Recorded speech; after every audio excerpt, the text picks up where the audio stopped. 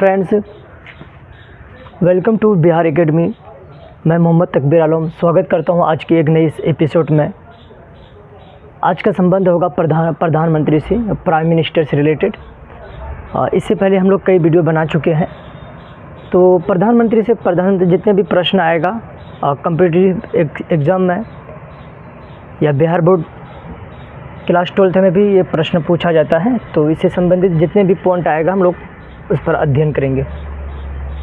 पहले देखेंगे कि प्रधानमंत्री, देखिए यहाँ पर एक पॉइंट है कि भारत में एक संसदीय व्यवस्था अपनाया गया है, पार्लियामेंट्री सिस्टम है अपनाया गया है।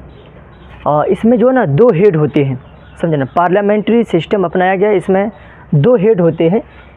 एक हेड होता है नाम मात्रा का हेड और एक होता है वास्तविक हेड।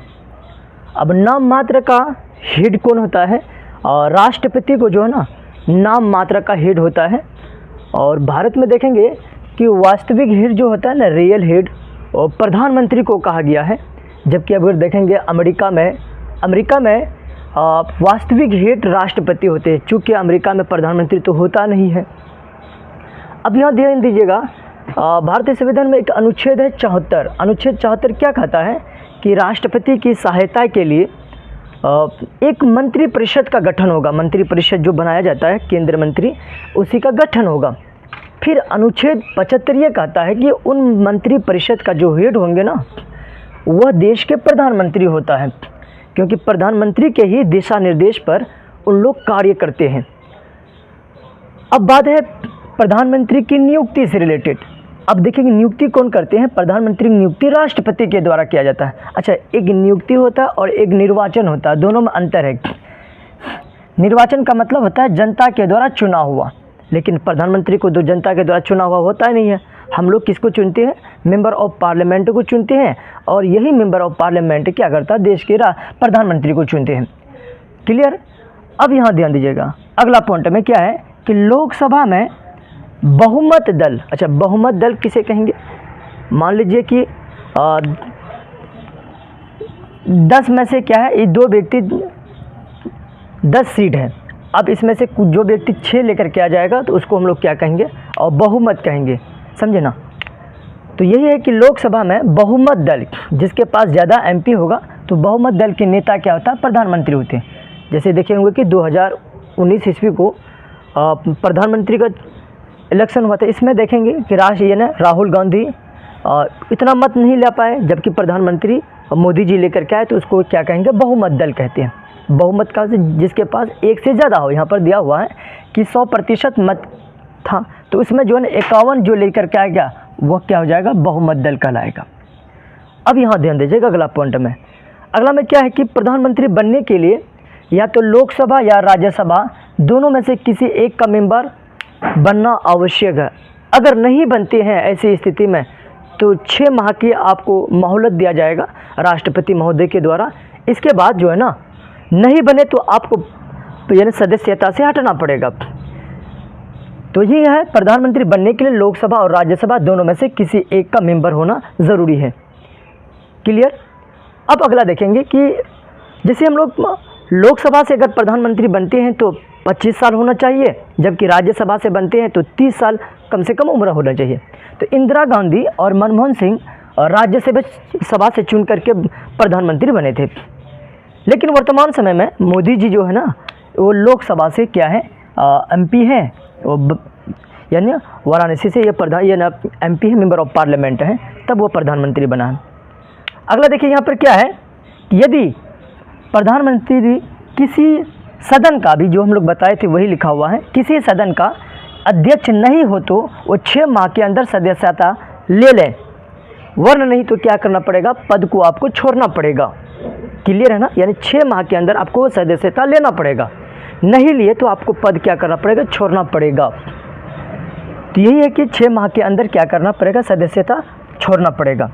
अब देखेंगे प्रधानमंत्री बनने के लिए जो उम्र सीमा दिया हुआ है लोकसभा से, वही पहले भी बताए थे कि 25 साल कम से कम होना चाहिए, जबकि राज्यसभा से बने हैं तो कम से कम 30 साल होना ज़रूरी है। अगर 30 साल नहीं है तो आप राज्यसभा से MP मेंबर ऑफ पार्लियामेंट नहीं बन सकते हैं। अगर 25 साल नहीं हुआ तो लोकसभा से नहीं बन सकते हैं। क्लियर? अब जब प्रधानमंत्री बन जाता है तो उनको देखते होंगे कि राष्ट्रपति महोदय के सामने शपथ लेता है कि मैं प्रधानमंत्री नरेंद्र मोदी ईश्वर के नाम पर शपथ लेता हूं, कि देखे होंगे ये सब शपथ लेते हैं। तो वही है, शपथ कौन दिलाते हैं? राष्ट्रपति महोदय।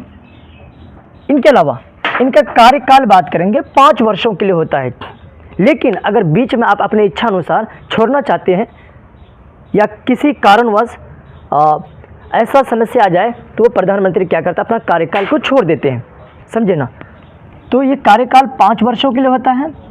इसके बाद त्याग पत्र देना है ना, हम अभी बतलाए कि बीच में अगर छोड़ना पड़े पद को तो उसको हम लोग बोलते हैं त्याग पत्र।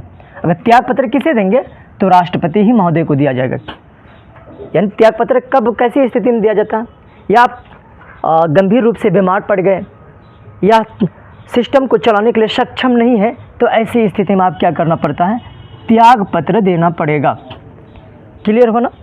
अब अगला देखिएगा, पहला जो ना भारत में प्रधानमंत्री जो बना है, यानी प्रथम प्राइम मिनिस्टर प्रधानमंत्री, वो पंडित जवाहरलाल नेहरू जी बने थे। 1951 और 52 को जो चुनाव हुए थे वो पहली बार प्रधानमंत्री बने थे। जबकि दूसरा अगर प्रधानमंत्री देखेंगे वो लाल बहादुर शास्त्री जी बने थे। अच्छा, लाल बहादुर शास्त्री भारत के वैसे प्रधानमंत्री हुए जिनकी मृत्यु जो विदेश में हुई थी, इस पर चर्चा कर चुके हैं। अब अगला देखिएगा, प्रथम महिला प्रधानमंत्री, मात्र एक ही महिला प्रधानमंत्री बनी है, वो इंदिरा गांधी है, समझे ना। इंदिरा गांधी अब तक जो है ना महिला प्रधानमंत्री बनी ही नहीं है, कोई भी नहीं। नेक्स्ट में देखिएगा, प्रथम गैर कांग्रेस प्रधानमंत्री मोरारजी देसाई जी बने। अच्छा, गैर कांग्रेस का मतलब होता है वो कांग्रेस पार्टी से नहीं। 1977 ईस्वी को जो बने थे ना मोरारजी देसाई जी, 1977 ईस्वी को वो प्रधानमंत्री बने थे, और वो गैर कांग्रेस पार्टी से था, मतलब कांग्रेस से नहीं थे, जनता पार्टी से बने थे। क्लियर। अब देखिए, सबसे युवा प्रधानमंत्री कौन बना था? श्री राजीव गांधी जी सबसे कम उम्र के प्रधानमंत्री बने थे। क्लियर हो गया ना। अब यहाँ ध्यान दीजिएगा, अगला भारत के एक प्रधानमंत्री जो एक बार भी संसद नहीं गए थे, तो वो है चौधरी चरण सिंह, समझे। एक बार भी वो संसद भवन गया ही नहीं था कि उसकी सदस्यता नष्ट हो गया। इसके बाद जो है ना चौधरी चरण सिंह नहीं गए। अब लंबे समय तक जो प्रधानमंत्री रहे ना, वो व्यक्ति है पंडित जवाहरलाल नेहरू जी। सबसे लंबे समय तक, यानी लंबे वक्त तक क्या किए हैं, प्रधानमंत्री पद पर बने हुए रहे हैं। वर्तमान समय में नरेंद्र मोदी जी हैं। अगर आने वाला साल को भी बन जाए तो शायद उससे अधिक समय तक हो सकता है। इसके बाद प्रथम उप प्रधानमंत्री, अच्छा उप प्रधानमंत्री अभी नहीं है, समझे ना, पहले उप प्रधानमंत्री हुआ करता था। ये प्रधानमंत्री ये आप पर डिपेंड है, समझे ना। तो प्रथम उप प्रधानमंत्री जो बना था ना, उनका नाम था सरदार वल्लभ भाई पटेल। क्लियर हो गया ना। तो ये जो ना प्रधानमंत्री से कुछ बेसिक पॉइंट था जो एग्जाम, वनडे एग्जाम वगैरह में पूछा जाता है, बीएसएससी एग्जाम, ये सब में आपको देखने को मिलेगा। क्लियर हो गया ना। यहाँ आप हम लोग लिखे थे क्या, संसदीय व्यवस्था यानी पार्लियामेंट्री सिस्टम, जहाँ पर क्या नाम मात्रा का एक हेड होता है जिसको हम लोग राष्ट्रपति कहेंगे, वास्तविक हेड प्रधानमंत्री होता है। बंद करो।